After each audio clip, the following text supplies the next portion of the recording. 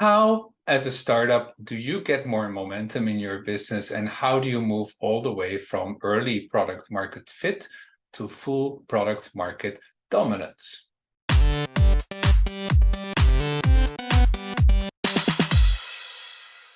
Hello, I'm Roland Siebelink, and I'm the founder and CEO of the Midstage Institute.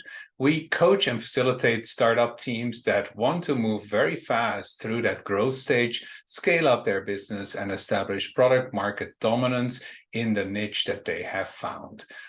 Now, many of the startups that we talk to want to see a roadmap of how do we actually grow a startup all the way from that early product market fit all the way to product market dominance.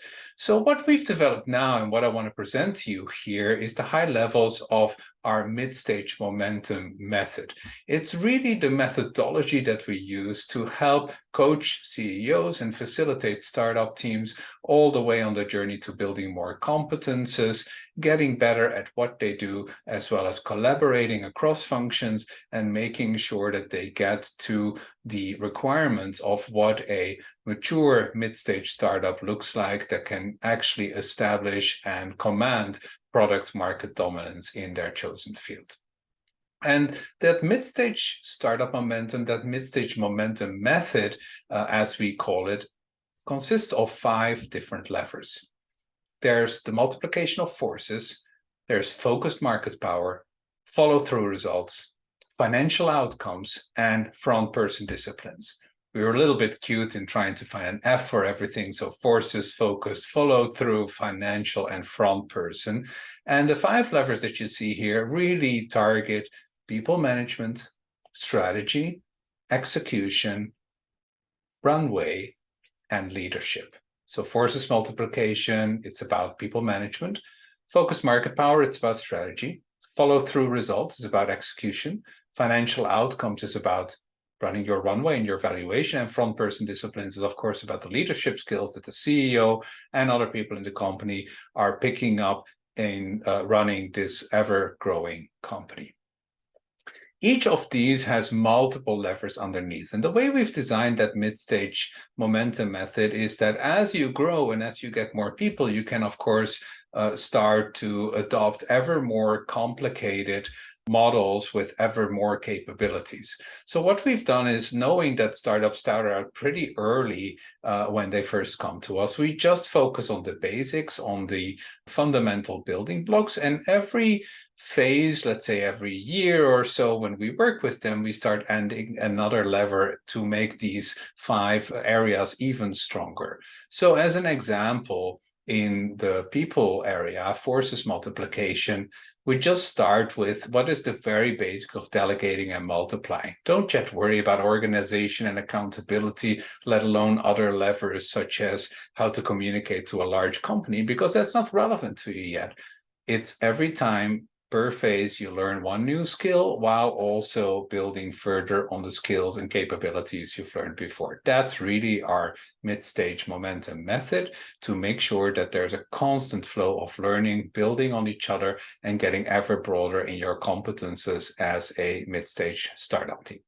Okay, so let's in this video just focus on the early stage when startups are just starting to get into that mid stage. How do they move from early stages into that very early mid stage? The way we name that is that we want to move startups from an aspiring mid-stage startup to a discovering mid-stage startup. Let's go through the 5 levers and see what are the capabilities that we look for and also try to teach. In the people dimension, or forces multiplication, as we like to call it, we look for startups that have already mastered persuading first joiners. And typically this takes the form of friends and people from college, maybe people you've worked with for a long time that you've persuaded to take a gamble on your startup and that are assisting you with getting the early work done.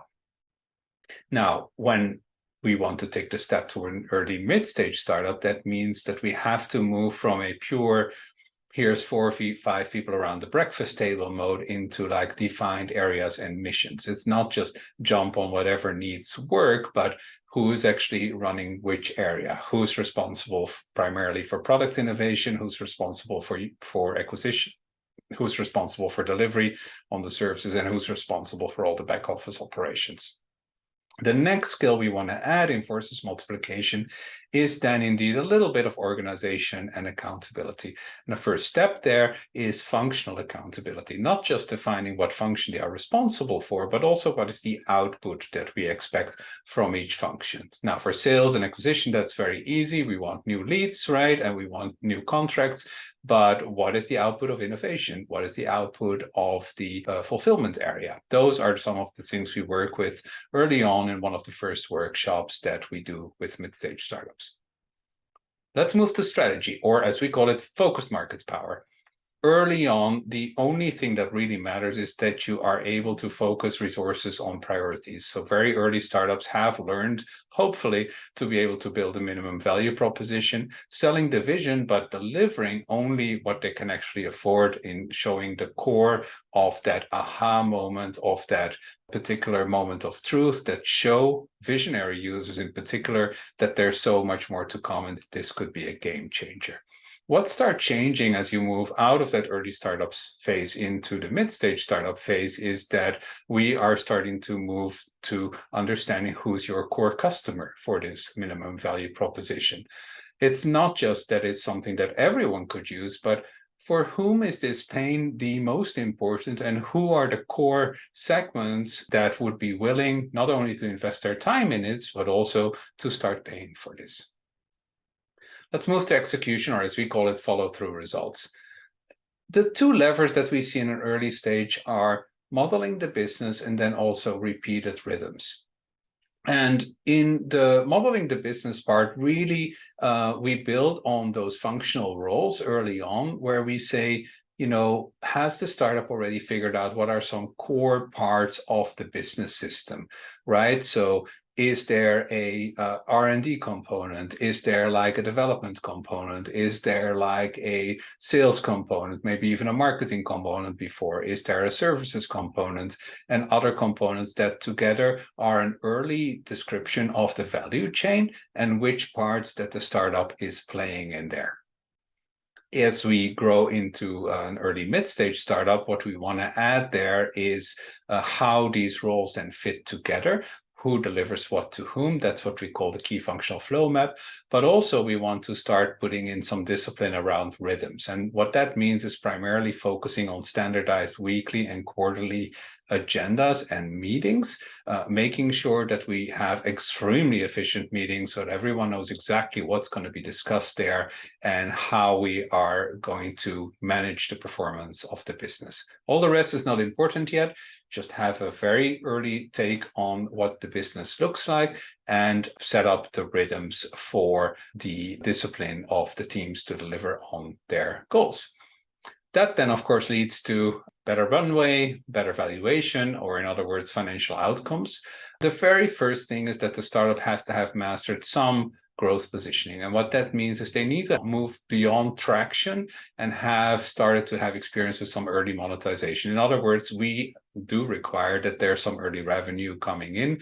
Typically, the kinds of companies we start working with have at least $5 million in annual recurring revenue, or at least are on the way to get there and may have raised up to $5 million to just help them get there faster. The thing we want to then implement as we start working with them as an early mid-stage company is to start thinking really big in terms of how do we triple, and then double that revenue year over year, because we know that that's what venture capitalists are looking for. And how do we actually set up the whole company for those extremely aggressive growth ambitions? Next to that, there needs to be some payback discipline, as we call it. So, of course, growth is the most important part, and you cannot focus too much on efficiency. But the one competence that you do need as a startup at this stage in financial outcomes is to be able to stretch the runway. That means to invest when you have a lot, but also to be able to tone down investments or even cut some costs when the new valuation is not quite there yet, and when you first need to reach some milestones before investors are ready to give you the next tranche. Finally, on the leadership dimension, or what we call front person disciplines, The thing we look for when a startup pitches to us is primarily, have they already got a compelling vision? And that usually takes the form as founder pitches, not just founder pitches to investors, but also to their own employees and to those first joiners that they persuaded earlier on, right? So the founder needs to make a compelling statement about what they want to change in the world and how this is going to impact everyone and what an interesting monetary opportunity that is as well. The thing we turn that into once we start working with them is a BHAG first, or this is a term by Jim Collins and copyrighted by him. So I want to make sure that that is respected. It's a big, hairy, audacious goal. How do we actually turn that maybe woolly vision into a very concrete but very long-term goal that is very aggressive, maybe slightly irrational, but that inspires people to think big? And then the second element we start adding is to start enabling decisions at scale. How do we do that? Well, primarily by starting with a one-pager that has everything on there that are the key decisions of the company. We call that the momentum at a glance plan. And what that means is that we have a plan we can share with the entire company, maybe even with the board and with advisors, about here are the priorities that we've set, here are the choices that we've made, and here's how it all fits together, so that we don't need to keep having all those fundamental discussions about, well, are we targeting these guys or are we targeting those guys? Are we going just US or international? Are we doing custom consulting work, or are we only doing one product and that's it? So the momentum at a glance plan is an absolutely core asset that we help create right in the first workshop with the mid-stage startups that we work with. So that was a very early overview of our new mid-stage momentum method. This will help your startup to move from that early product market fit into a decided roadmap towards full product market dominance. And all the startups that we work with love all the new things they learn, how much new capability and how many new competencies they are building up. And we do that in a gradual way, so it's never overwhelming, but it does lead to them themselves not recognizing anymore what kind of company they were just 1 year before. So if you want to join that journey, if you want to learn about the mid-stage momentum method, then please reach out, be in one of our workshops, and make sure that this mid-stage momentum method is one that helps your startup move to full momentum as well.